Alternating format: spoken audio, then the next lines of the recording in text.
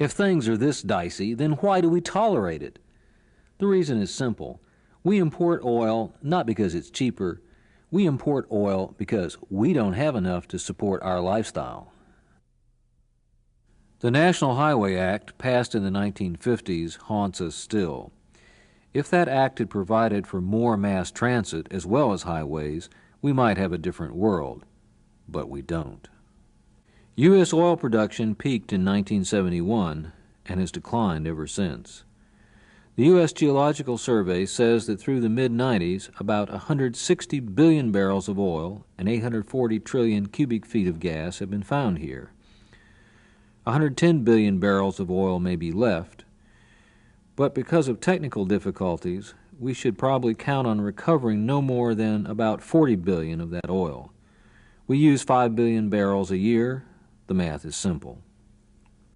High-tech research has improved our ability to find oil and gas. This technique, for example, called 3D seismic, uses hundreds of thousands of sound samplings and supercomputers to build highly accurate computer models of the strata beneath the ocean floor.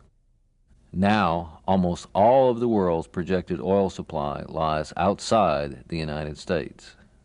With this kind of future facing us, why not change to another fuel now while we have the chance? The successful economies are the ones that are diversified, that use the resources they have to meet the niche markets that are in effect the most efficient. I mean, it is the most efficient thing for America to do, to use its alternative fuels. Diversification for safety and strength, as in a good stock portfolio, made sense. But what does the gas industry think? I asked Bob Cattell, who served as president of the American Gas Association in '94-95. But do we really want to simply replace petroleum with natural gas, or do we really want to create a diversity of fuels? Okay, I think the key to our long-term economic success, as well as ability to improve the environment, calls for a diversity of fuel supplies. I don't think an overdependence on any single fuel source would be beneficial. There's a catch to diversity, though. Some fuels are self-selecting themselves out of the race. We tried methanol a few years back. We don't like the toxic method that methanol has. It's a very toxic fuel. It you get it in your hands, it can be absorbed into the skin by an employee, and also it has a propensity for water. If you have a fuel spill, it goes towards the water table. There's a fascination with bigness that I think was associated with it. The Department of Energy programs that were projecting methanol production were also tied to insanely expensive facilities. The methanol people still think of themselves as a chemical, not as a fuel. And the concept that you use to run the company and the marketing and the production and so forth is quite different. Ethanol is another candidate. It's made from the fermentation of corn. It's clean burning and it's renewable. Farmers in the Midwestern Corn Belt love ethanol because they make more money. Farmers' ethanol associations want to grow as much as possible, but there are drawbacks. According to the National Renewable Energy Laboratory, if our entire corn crop were made into ethanol, it could still provide only 1/7 of our energy needs. Ethanol is an alcohol fuel. It works very good in small scale, but on large scale, the economy of that fuel falls apart. Ethanol is totally out of the picture without a massive government subsidy, and even that's in danger today. There's also priorities. The genie's price has been hard on our land. Pesticides, herbicides, fertilizers, mechanized agriculture. With population growing, should we tie up good cropland for fuel production? Unlike oil, there's more natural gas still in the ground than we have taken out, a great deal more. As recently as the late 70s, government and the oil industry were sure we were running out. But Robert Hefner, an Oklahoma driller, argued that gas also exists independently of oil and at much greater depths. He was right. Natural gas has been found 40,000 feet down.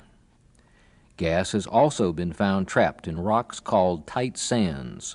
It just seems to me intuitively right. Methane is the simplest of the hydrocarbons. 1 carbon, 4 hydrogens. Wherever you go in the world, if you test, you'll find it. It's seeping out all over the world.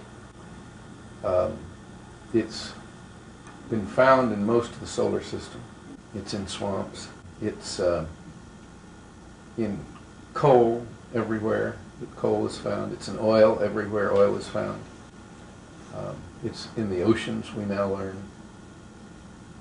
All the deep oceans seem to have almost ubiquitous amount of hydrates. Some estimate that under the Gulf alone there's enough for hundreds of years, and the supply of gas hydrates could be virtually unlimited. But to obtain this gas will take massive investment in technology. That will take years. How much gas can we count on now? The U.S. Geological Survey says 1,065 trillion cubic feet, but they don't include offshore gas, deep gas, or the potential of hydrates.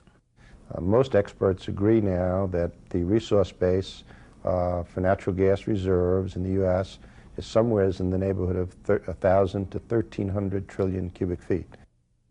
We now use 20 trillion cubic feet a year. The American Gas Association and the Gas Research Institute say only about 6% more gas a year could fuel 2 million vehicles. Others predict as many as 20 or 30 million vehicles here.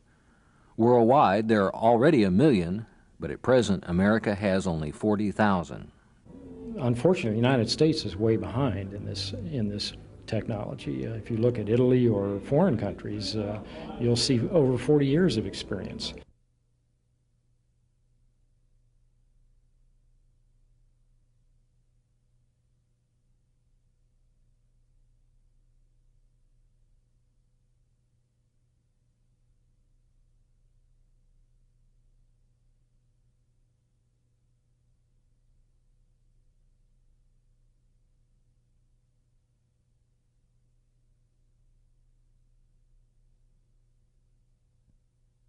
And now we have more than 300,000 NGVs on the road and quite 300 filling stations in operation all over the country.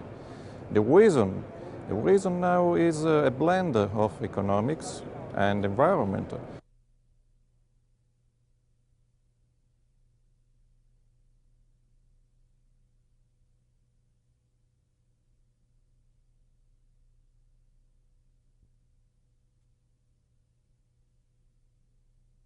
Eastern Europe has terrible pollution problems. The technology is less sophisticated than in the West, and they don't have the money to invest in cleaning up the technology. So that's going to be, I think, a more long-term problem. But there again, we can bring natural gas vehicles that may not be as sophisticated in the West, carbureted vehicles, fumigated diesel systems, slightly less sophisticated, a little less expensive, so it's more economic, and I still think we can make dramatic changes using natural gas vehicles in the eastern side too.